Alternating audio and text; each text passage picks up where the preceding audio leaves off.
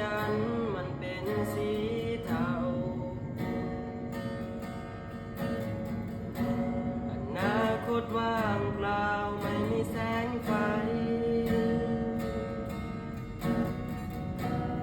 ฟ้าให้ฉันเกิดแต่ลืมให้คนใส่ใจ